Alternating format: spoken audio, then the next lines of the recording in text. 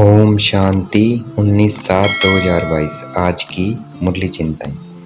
हमें कर्म का संन्यास नहीं करना है, विकर्मों अर्थात पापों का संन्यास करना है। कोई भी पाप नहीं करना है। अशरीरी बनने का अभ्यास करने से हम डेड साइलेंस का अनुभव कर सकते हैं। अशरीरी अर्थात जैसे शरीर से मरे हुए हैं ऐसे फील करना है, शरीर है ही नहीं। सर्व दुखों से छूटने की सहज विधि है, ये ड्रामा है। हर एक आत्मा का अपना अपना पाठ है और हर एक आत्मा के पाठ को साक्षी होकर देखना है। इस विधि से हम सर्व दुखों से छूट जाएंगे।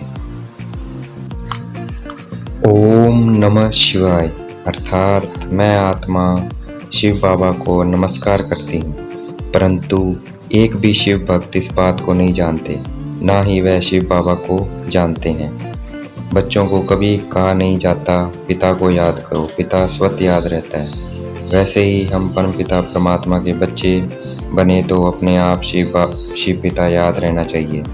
इसमें बार बार कहने की ज़रूरत नहीं होती, ना ही संस्कृत शब्द मनमना भव कहने की ज़रूरत होती है। जितना हम शिव बाबा को याद करेंगे उतने हमारे पाप नाश होंगे। जब हम शिव बाबा के सम्मुख जाते हैं, याद करने के लिए बैठते हैं, तो वह शरीरी होकर बैठना है। इससे ज्ञान भी बुद्धि में बैठेगा। बाबा कहते हैं मनुष्य बाजा है, अगर इसे ठीक से नहीं बजाते तो कोई काम की नहीं।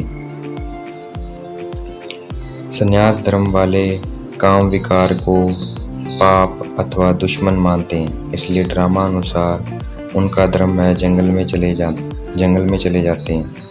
घर बार का संन्यास कर देते हैं। ये भी ड्रामा में पहले से रिकॉर्डेड है, तो उनको ये करना ही पड़ेगा। संन्यास धर्म कोई आदि सनातन धर्म नहीं है। आदि सनातन धर्म देवी देवता धर्म है। संन्यास धर्म मनुष्य स्थापन करते हैं और देवी देवता धर्म भगवान स्थापन करते हैं। बाकी और सारे धर्म भी मनुष्य स्थापन करते हैं। हम ऐसे नहीं कह सकते क्रिश्चियन धर्म भगवान ने स्थापन किया। परमपिता परमात्मा 3 धर्म स्थापन करते हैं, ब्राह्मण, देवता और क्षत्रिय। हर एक धर्म स्थापक अपने समय पर आकर अपना धर्म स्थापन करते हैं, क्योंकि पवित्र आत्मा है। पवित्र आत्मा बगैर कोई धर्म स्थापन नहीं कर सकता। ये कायदा नहीं है, कायदा है पवित्र आत्मा धर्म स्थापन करने का। भारत पहले पावन था, अब पतित है, इसलिए पुकारते हैं हे पतित पावन आओ, हमें पावन दुनिया में ले चलो। परंतु मनुष्य को पता नहीं पावन दुनिया कब होती है। अंत तक मनुष्य पुकारते रहेंगे, याद करते रहेंगे। मनुष्य इन बातों को नहीं समझते जितने हम परमात्मा के बच्चे समझते हैं। हमारी ये पढ़ाई है और परमात्मा की पाठशाला है। यहाँ परमात्मा खुद पढ़ाते हैं। प्रश्न बोर्ड पर बनवा कर लिखने हैं गीता का भगवान कौन है, और दूसरी तरफ परमात्मा की महिमा लिखनी है। वह मनुष्य सृष्टि का बीज रूप सत्य है, चैतन्य है, ज्ञान का सागर है। कृष्ण को पवित्रता का सागर नहीं कह सकते, क्योंकि वह जन्म मरण में आता है।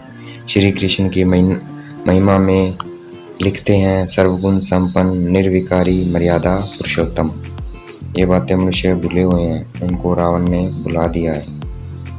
गीता का भगवान सिद्ध हो जाए तो सर्वव्यापी की बात निकल जाएगी। आत्मा एक शरीर छोड़ दूसरा ले पाठ बजाती है, पाठधारी सब है। आत्मा एक शरीर छोड़ दूसरा लेती है, इसमें दुखी नहीं होना है। सतयुग स्वर्ग में बैठे बैठे शरीर छोड़ देते हैं और पता होता है अब जाकर नया शरीर लेना है। वहाँ कोई नहीं रोता। यहाँ कलयुग में तो ढेर रोने लग पड़ते हैं। इस संगम युग पर हम राम राज्य और रावण राज्य दोनों की रस्मों को जानते हैं। राम राज्य में रावण राज्य की रस्मों को नहीं जानते और रावण राज्य में राम राज्य की रस्मों को नहीं जानते, परंतु इस संगम पर दोनों की रस्मों को जानते हैं। इस ईश्वरीय ज्ञान बगैर मनुष्य तो जैसे जंगली है। परमपिता परमात्मा सर्व का सद्गति दाता है। उनकी शिव जयंती भारत में ही मनाते हैं, क्योंकि उनका जन्म भारत में होता है, इसलिए भारत सबसे बड़ा तीर्थ स्थान है। भारत अविनाशी सचखंड है, भारत का कभी विनाश नहीं होता। जब भारत में देवी देवताओं का राज्य था तब और कोई धर्म नहीं थे, ना ही और खंड थे।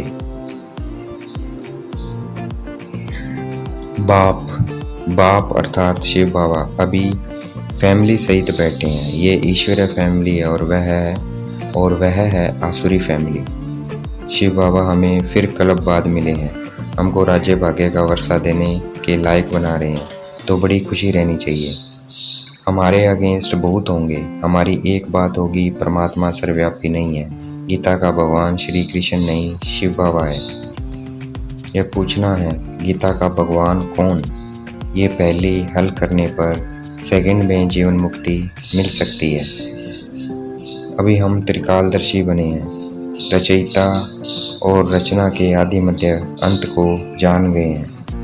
अभी हमारी चढ़ती कला है, चढ़ती कला में सबका भला होता है और उतरती कला में किसी का भला नहीं होता। शिव बाबा निष्काम सेवादारी है और हम मोस्ट बिलव्ड चिल्ड्रन हैं।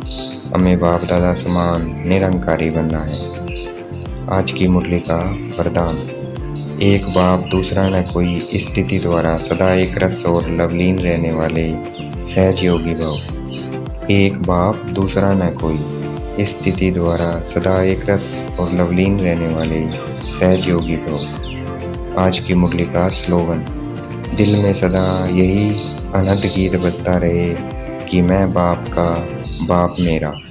दिल में सदा यही अनहद गीत बजता रहे कि मैं बाप का बाप मेरा। अच्छा, ओम शांति। शुक्रिया मीठे बाबा, शुक्रिया।